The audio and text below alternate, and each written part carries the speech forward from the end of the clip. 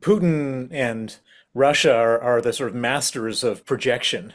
Whatever they're doing, they blame everybody else. And so, Britain hasn't invaded their foreign neighbors. Russia has.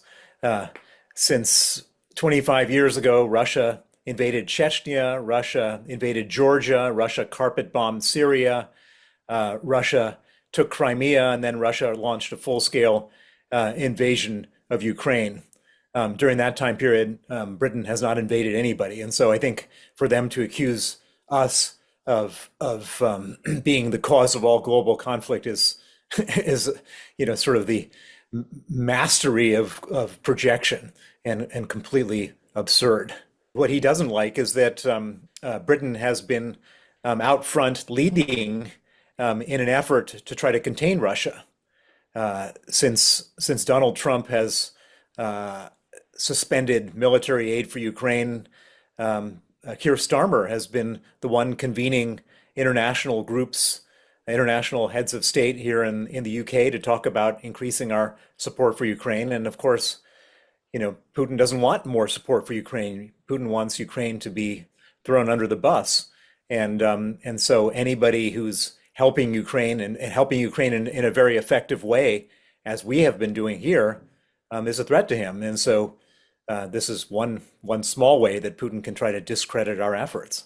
They have to somehow justify themselves and create some reality out of this fake accusation. And so arresting or expelling a few diplomats and calling them spies, helps them in their narrative, certainly at home.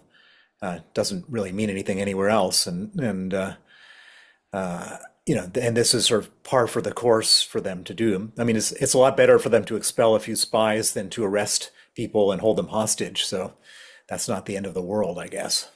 What Putin has gotten out of Trump's election is a complete shakeup of the international order.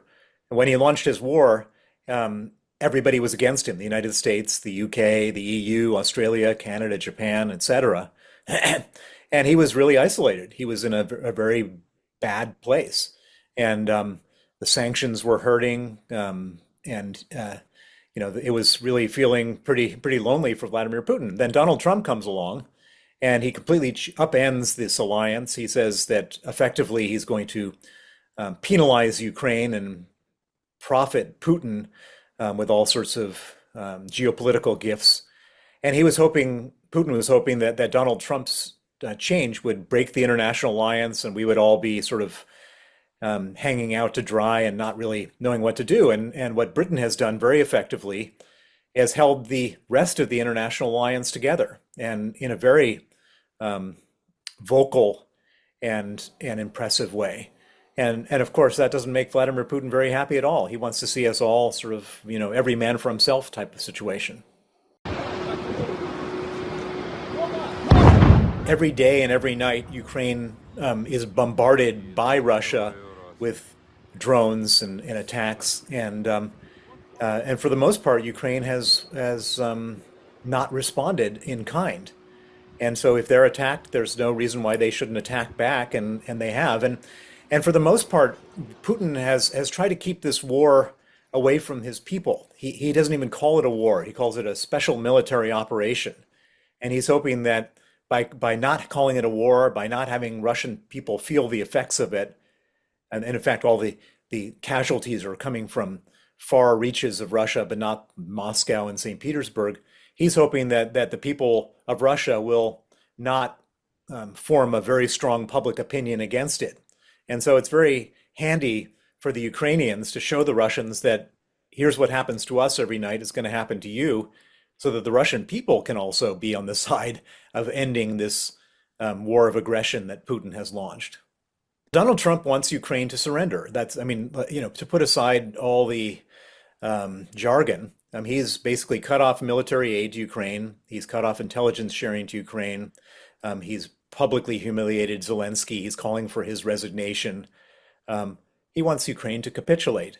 And Ukraine has no intention of capitulating. And I think that by launching a drone attack on Moscow, it's a symbol that Ukraine is standing up for themselves, and they're not going to just surrender and allow Russian soldiers to rape Ukrainian women and Ukrainian men to be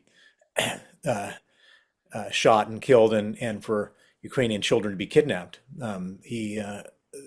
Zelensky is not giving up, and this drone attack is a sign of that.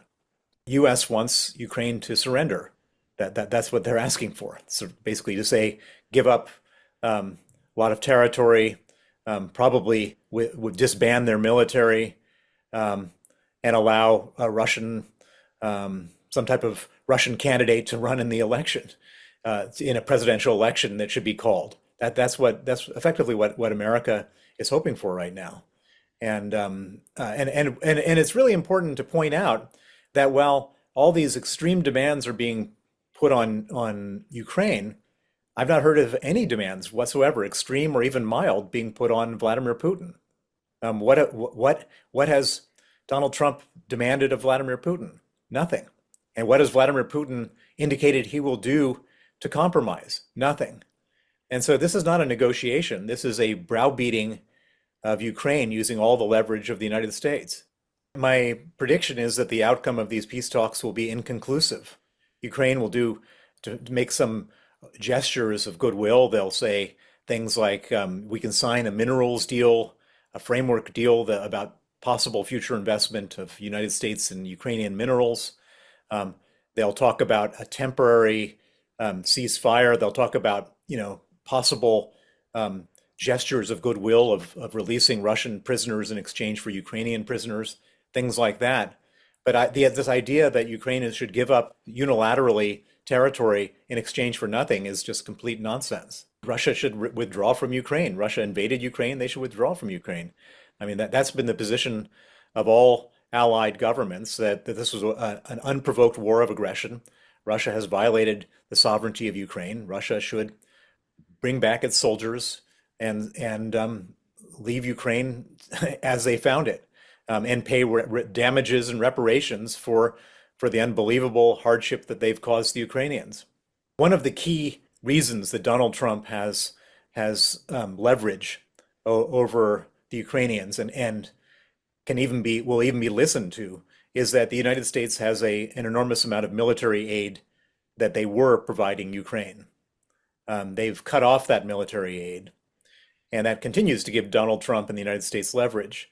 But one way to take away that leverage is to resume that military aid from our side, but not from our own pockets.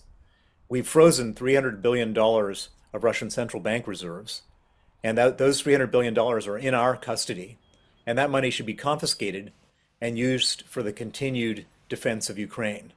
And if that money is confiscated and used to defend Ukraine, then Donald Trump's indecent proposals to Ukraine about surrender can be properly ignored, and Ukraine can continue to defend themselves until they find a time and a place to negotiate peace on their terms.